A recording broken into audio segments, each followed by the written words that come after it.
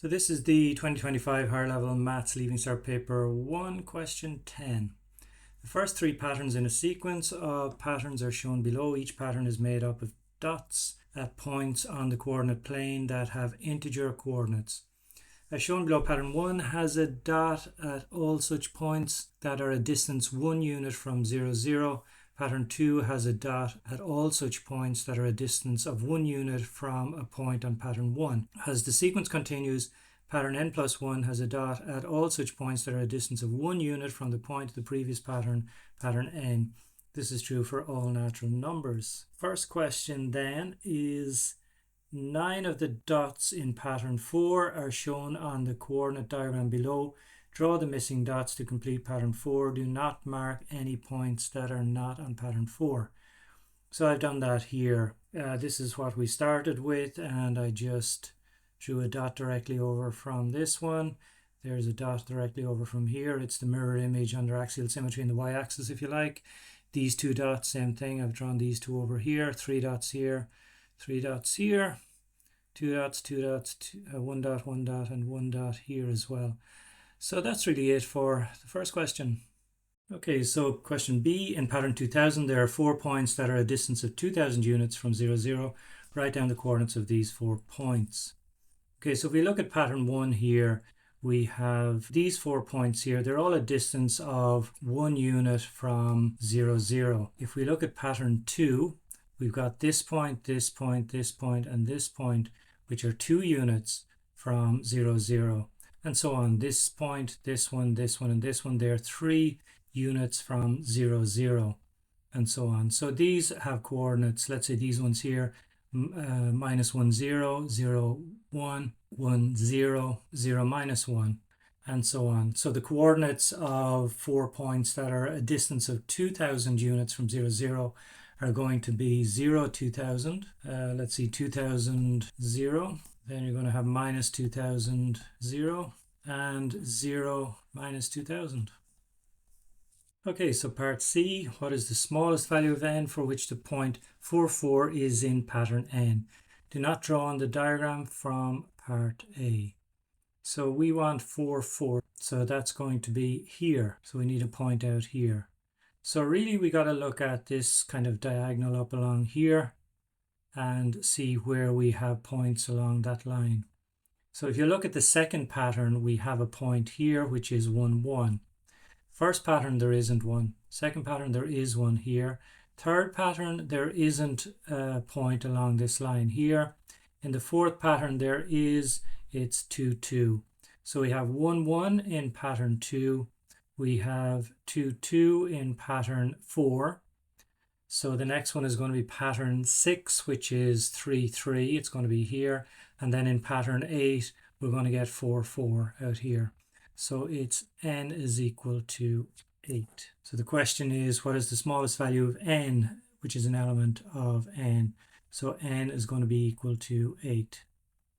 Okay, so part D1, Q of n is the proportion of points with integer coordinates a, b, where a and b are less than n, that are in pattern n of the sequence. Rearrange the formula t is equal to 2n plus 1 to write n in terms of t. Okay, so this is really, really easy marks. Very, very simple question. T is equal to 2n plus 1. You've just got to write n in terms of t. So t minus 1 is equal to 2n, and then t minus 1 divided by 2 is equal to n. Okay, so next question, Q of n is given by the following formula for any natural number. Q of n is equal to n plus 1 squared over 2n plus 1 squared. By substituting your answer from D1 into the expression for Q of n above, show that that's equal to that there. Okay, so we're going to start with Q of n is equal to n plus 1 squared. That's over 2n plus 1, which we've also got to square. Now, from the previous section, we saw that n is equal to t minus 1 over 2. And remember, we've got to end up changing the equation from an equation with n to an equation with t in it. So I'm going to substitute this in for n here and here. So on the top, we've got t minus 1 over 2 plus 1. which we've got to square. On the bottom, we have 2 times t minus 1 over 2 plus 1, which we've also got to square. Now, on the top, what I'm going to do is I'm going to just simply add these two fractions. So the common denominator there will be 2.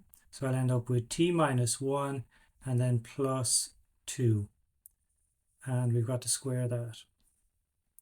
Okay, on the bottom then, we're just going to end up with this 2 cancelling with this 2. We'll end up with t minus 1 plus 1, which is just t squared. Okay, next line then, I'm just going to simplify the top to t plus 1 over 2, which we've got to square, and that's all over t squared. I'm just going to come up here now. So let's square the top. I've got t squared plus 2t plus 1. And then I'm going to square the 2 on the bottom there, which is 4. On the bottom, I've just got t squared. So all I've got to do then is, if you like, this is t squared over 1. So I'm going to just flip this upside down and multiply. So I end up with t squared plus 2t plus 1 all over 4 times t squared. And I think that's what we needed to prove.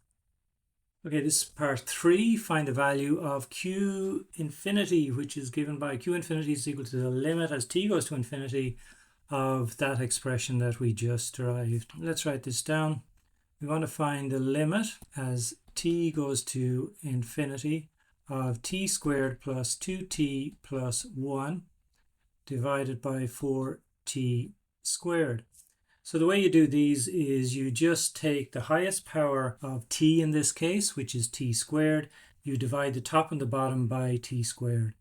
So we're going to find the limit as t goes to infinity of t squared divided by t squared is just 1. 2t divided by t squared is 2 over t. And then 1 divided by t squared is just 1 over t squared. Okay, so we got to do the same on the bottom. So divide this by t squared and you just get 4. Okay, so now we're actually going to do the limit. So if you do the limit of 1 as t goes to infinity, that's just going to be 1. If you do the limit of a fraction with the t here on the bottom as t goes to infinity, this fraction will tend towards 0. And the same here, as the denominator of a fraction gets bigger and bigger and bigger, the fraction gets smaller and smaller and smaller, so this will tend towards 0 as well. And then the limit of 4 as t goes to infinity is just going to be 4. So our answer is just simply 1 over 4. In next question, h of n is the total number of dots in pattern n of the sequence. For n is an element of n, write down the value of h1. So again, a very, very simple question here. h1 is just going to be 1, 2, 3, 4. There are 4 dots in the first pattern. So the next part of the question is, when n is a natural number, h of n plus 1 can always be found from h of n using this formula. h of n plus 1 is equal to h of n plus 2n plus 3. Using this fact, prove the identity on the grid below. Use proof by induction. Prove that h of n is equal to n plus 1 squared for all values of n as an element of n. Now I've actually done this out just to save some time, so I'm just going to talk through it. So we first of all test the proposition for n is equal to 1 because 1 is the first natural number.